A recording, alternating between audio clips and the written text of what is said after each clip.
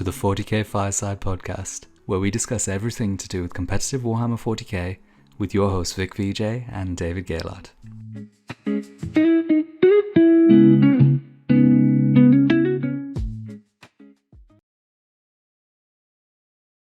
Hey there everyone, welcome back.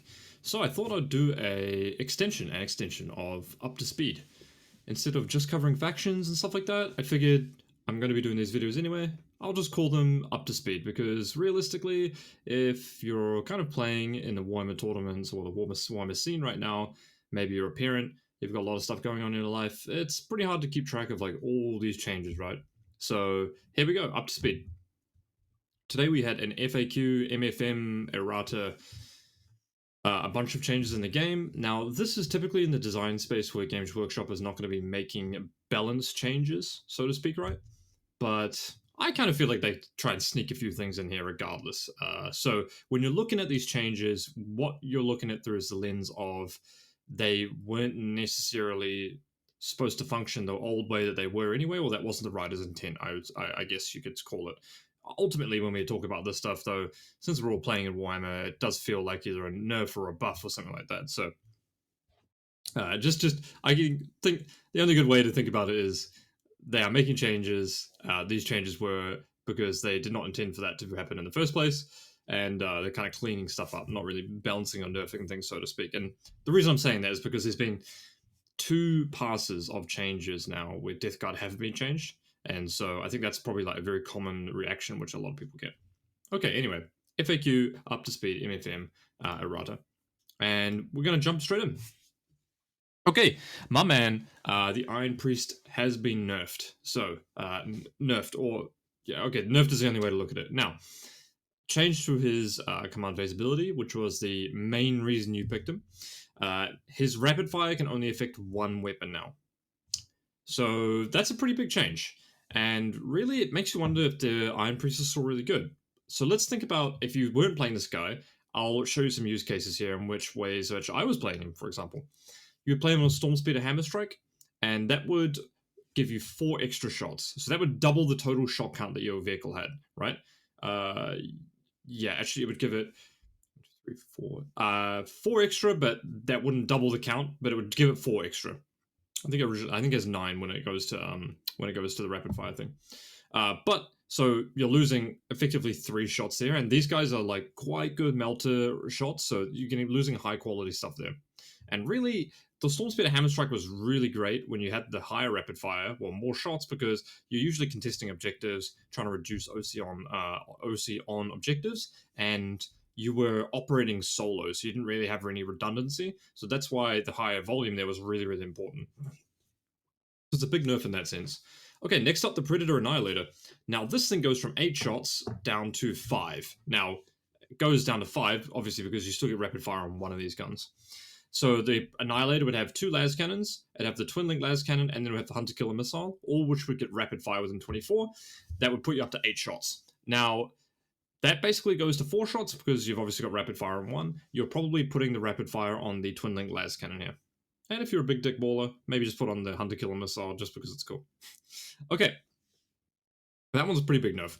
Next up, we had the Repulsor Executioner. Now, this one is interesting because a few of its guns already had rapid fire, and the main reason you were playing it was to give the main gun rapid fire. So the D6 plus 4, like laser destroyer or whatever it's called. Now, you'll probably notice I've put this one in green here because I still think this is a valid use case to have on the Iron, to bring the Iron Priest in your army. There's a couple of big breakpoints here. Destroying a vehicle or popping a Rhino when you've got only 2 shots on your main gun, way more unlikely, right? But when you go up to 3, you're effectively going 150% damage, so the chance that you get the second shot through, or 2 of the 3 shots through to wound, and they fail to save, dramatically higher, right? All your opponent needs to do is roll like 1-5 up or 1-6 up, for example, and then they've blanked half your damage, so then you're no longer killing that vehicle. So the Repulse Executioner can be like really binary. Does it kill a vehicle? Does it not? And the main gun going from 2 shots to 3 means that it pretty reliably kills a vehicle every time it shoots, which is a really big breakpoint. So the Iron Priest is actually giving the Repulse Executioner like 150 points worth of value there, or equivalent like a Predator Annihilator of values, as I kind of see it in my head. Okay, Blister's Dreadnought. Now, this guy loses 2 shots, but he loses 3, but he gains 1 because he can still rapid fire 1. This is a pretty big loser for this one as well, I think. Now, my previous Gladius list, I was running 2 Iron Priests. I was running, and, given the Ballistus or the Hammer Strike in the early game, rapid fire was really, really pivotal. And then I would counter shoot with the Executioner and clean up with the Executioner as well. So the Ballistus losing it is pretty annoying too. It's definitely a nerf in that sense. Now, one thing this just doesn't even work for anymore is firing deck, because you have to select the weapon when it's in the command phase, and the firing deck rule doesn't apply in the command phase; it applies in the shooting phase. So you can't firing deck anymore as well. So you can't just load up a gun with a Rhino and then buff that and then keep using it. So that wasn't really a big line of play anyway, but can't do that anyway. Cool. Okay. So, is the Iron Priest still good? I think so. I think one of in a list is still great if you're playing the Repulse Executioner. Like I said before, I still think it's really valuable on him, and you still get a guy as well. Like, you still get a 60-point model that can do actions. Where do lists go from here? So, if you saw my previous list, I was playing Repex, 3 Ballistus, and like 2 Storm Speeders, which is pretty heavy on the shooting. 1 second. In my Gladius build. Now, I was trying for a long time to fit in, and I was going to drop down to 1 Iron Priest anyway. And I was trying to fit in another unit of Terminators and Arjak. So now that that's been nerfed, probably get the Storm Speeder Hammer Strikes out of there, and then pivot straight into another unit of Wolfguard Terminators and get Arjak in there as well. And that's kind of what I focused on this list. So the list becomes less shooting dominant and is much more of a melee dominant threat. Now, this Gladius list that you've got right here on the right-hand side is Logan, Iron Priest, Combi Lieutenant, Grav Captain with the 2-up, 5-up, Wolfguard Battle Leader, and then is also Arjak in there. I just haven't written it down for some reason. Ripex, 3 Ballistus, 3x3 Thunderwolf Cavalry, of course. Definitely not 2 units of 5 Intercessors. It's a unit of 5 Intercessors, and it's a unit of 5 Scouts and a unit of 5 Scouts. 1 second. And Arjak. Nice. And so you can tell it's obviously a lot more balanced. You do get a lot of good things in here still. Like, you get, for example, 3 Ballistus Dreadnoughts and a Repulse Executioner, but you are relying more on playing like a rapid ingress kind of staging unit as well. You still get the 3 hit takers with the Wolfguard Battle Leader, which is nice to play out the Repulse Executioner for advance and charge on the turn that you activate the Doctrine for it. So, still really strong. Would it be better in Stormlance? Arguably, yeah. And do I think Stormlance is probably better than Gladius now? Yes. So Stormlance is relying a lot less on the Iron Priest, and you could play the Storm Raven as kind of an Iron Priest independent model, and it was still really powerful there. So, maybe be looking at Stormlance if you're looking at playing Space Wolves from now on. Next change. Tunnel Madness got nerfed. This was this is a huge nerf, actually, to this attachment. So you can no longer use the Tunnel Network Teleport if you're within engagement range. So what would happen is, if you're playing the new Tyranid detachment, you would have units on your expansion objective, your opponent would kind of attack you, gum you up in combat, and whatnot, right? You would then pick up your Raveners at the end of their turn, drop them back down, so that they can drop a tunnel within 1 inch of the Ravener, wholly within 9 inches of the unit that's in combat as well. Then you can make another tunnel on another side of the map, and then pick the unit up out of combat, drop it on a tunnel on the other side of the map, and effectively give it fallback, shoot, and charge. And teleport. This strat was by far the best strat in the whole book. Now, whether or not this one was intended to work like that, I kind of think it was, because in Games Workshop they've got a lot of experience writing rules like this. Within engagement range, not within engagement range, it's not exactly news for them. So I think this was a little bit of stealth nerf, to be fair. Do I think it was deserved? Not personally, but anyway, it doesn't really matter. It's been changed, so you can no longer do that. I think this stratagem is still pretty powerful, and here are some use cases. You can use it from teleporting your safe expansion onto the midboard, and by that I mean if you load your expansion early on, your opponent might just forego even going for it, right? So if you load it heavy early on, like on turn 1 you go first, your opponent might be like, I'm never going to attack that. Then you can create a tunnel network there and move a unit from that expansion over to another side of the board once you see that your opponent's maybe trying to play for a different flank on the battlefield. Then you can actually use it to teleport your range shooting, from the back line and just get angles, right? So if you've got an exocrine that's like shooting down, like it's like maybe coming from reserves on turn 2, shooting down a line, and then you want to place it down and move it across the board, it's still really, really good for that. So that's not it's not like you can't use the strat anymore. In fact, you'll probably still use it basically every single game. Now, this, I think, nerf probably affects the list that I showed you a little bit earlier the least, because I was not playing zone thropes, I wasn't playing a ton of shooting, I wasn't playing Tyrannofixes in my list that I showed at the tunnel tier list.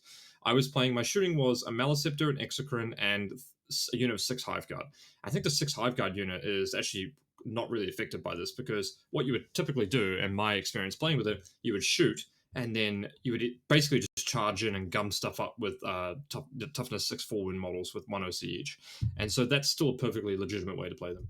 Other than that, you could drop them in, sustained ignore cover, and then shoot, and then when your opponent moves, overwatch them as well. So that's still a perfectly good play as well, I think. What you could do also is you could maybe play indirect with them as well. You could play indirect and then move them around, then shoot them directly after that.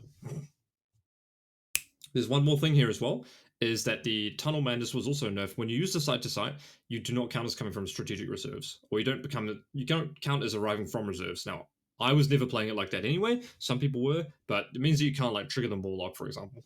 So I still think Tyranids are good. This is a really big nerf to the detachment, where effectively you were pretty much relying on a fallback shoot and charge stratagem. They no longer have that now. Okay, Thousand Suns got to change. Warpmail Pact got absolutely gutted. The detachment rule no longer works on Mutalith Vortex Beasts or Chaos Spawn. So those are basically the best use cases for them anyway. Mutalith Beasts, you could go toughness 10, -1 to wound. And this is a good example of where I think they clearly intended it to work on these units. It's not as if they didn't write the detachment rule and included half the units they shouldn't have, right? So they've decided to nerf this detachment rule, even though this detachment has not really had a lot of success anyway. So it's a little bit confusing for me on that one. Mutalith Beast, flat -1 to wound were fantastic, because your toughness 10, basically most stuff wounds on 6s anyway after that. Now, the next one is a bit of a common sense ruling. When you trigger the Warpmail Pact ability when they target you, and you could pull a model out of line of sight, that no longer makes it so they can't shoot, which is just common sense anyway. I don't know who was doing that. Okay, straight up. Thousand Suns Rhino gets the firing deck 2 keyword. Okay, that's obviously really, really good for Thousand Suns, right? So Rhinos are already getting played in there anyway, and they continue to get the firing deck 2, just like every other Rhino in the game, which I think is a great change, because why would you have like a non-standardized core piece of the game like that? Give them their firing deck. And then we've got Rubric Phalanx with a FAQ that confirms that you can infiltrate the character when they join the unit. This was like a dumb ruling that people were technically correct on, where you were joining, but then you weren't joined when you had to declare your formations, and then you declare your strategic reserves and infiltrates before. Anyway, whatever. You can join a character and infiltrate them. Go have fun. So I actually think Rubric Phalanx is definitely going to be the next go-to once Thousand Suns get a bit of a nerf, maybe on like Magnus or Bogoats or something like that. And I think that Rubric Phalanx is probably going to be the most popular one after Grand Coven maybe captures a nerf. Okay, there's a couple of other rule changes. Nothing too crazy. But, well, okay. I take that back. There was one crazy rule change here. Okay. If you have a transport with a base on it, right? So if you've got like a Wave Serpent, or does a Repulsor Executioner have a base? Let me just Repulsor Warhammer 40k. Does it have a base on it? Looking here, 1 second. It does have a base on it. So technically, this would count for this rule. A unit can embark within a friendly transport with a base. After that unit ends a normal, advance, or fallback, move within 3 inches horizontally. Okay, so if your entire unit is strung out, and you've got a transport here, and your opponent, and you've got a reactive move, you just need to get one model within 3 inches of that transport with the base. Okay, so somehow within the process of clarifying the game, Games Workshop have also broken the game, because clearly this doesn't seem like something that should exist. You could have a unit Fire Dragon strung out from a Wave Serpent, which you could then jump back into after they shoot you. It could be strung all the way across the board as long as you have one key model within 3 inches of it. So hopefully that one's not going to stay around because that one seems really stupid, but would be really powerful with, say, for example, Manius Calgar's unit, where you could get back in a Repulsor and you only need to get one single model. So you could just end always within 8.9 inches and then you could always get back in your whole unit. Yeah. Okay, next up we've got guard clarifications. You can't farm CP when you do reinforcements. That makes sense. But also, if you have 2 Vox casters, you don't get to roll twice on the chance to get a CP back. Now, to be perfectly honest, this doesn't seem to make sense to me. If you have two equipments in your unit that both have the same ability, why would you not get to trigger it twice? Like, if we think thematically even from a fluff perspective, you've got 2 Vox casters on the battlefield, and they're both relaying information. You're going to have some orders given to you. Why would you not have a chance to, like, I don't know where the fluff rule is going on this one, but why would you not have the chance to use both your Vox casters, right? Because you get 2 Vox casters when you have 20 guys, right? So you typically have 1 Vox caster for 10. Anyway, they've decided that that's not a thing. Let me know down below if there are other things in Warhammer where if you have 2 of them in the same unit, you can use both of them. Seems a bit strange. Next up is the charging rule. When you decide whether or not a unit is eligible to charge in the beginning of the charge phase, previously I think how it would work is it would kind of lock in anything within 12 inches at the start of your charge phase. It no longer does that. So if someone heroics a unit to countercharge after you charge that unit, and they're now within 12 inches of another unit that's previously further back, you can now declare that unit as a charge. I don't even know if people were playing this correctly the whole time anyway. I think everyone just kind of went, are you within 12? Okay, I'm going to charge you. And then we have one more change on top of this, which is the Forge Fiend for thousands. For World Eaters also got changed such that you cannot, when you Overwatch people, you are always counted as the closest eligible for some reason or something like that. And then the Forge Fiend would get like mad rerolls or something. Kind of crazy. And then one more change is to the Demon detachment for World Eaters. Actually got a pretty big nerf. You can no longer, when you deep strike your Blood Leaders, you have to be outside of 6 inches, which is pretty big for objective play if you were playing that detachment. So that detachment got a pretty big nerf, which is kind of sad. I don't really see why that was like broken or anything like that. Okay, that's up to speed, guys. If there's anything else, let me know that I missed. Like always, if you are new to the channel, maybe drop a like, comment, and subscribe, and or check out 40kfireside.com, where we've got masterclasses from all the best players in the world. Hundreds of people have enjoyed them so far, and get in there, have a look, take a scroll, learn something from the best players in the world. Au revoir, everyone. Have a good one.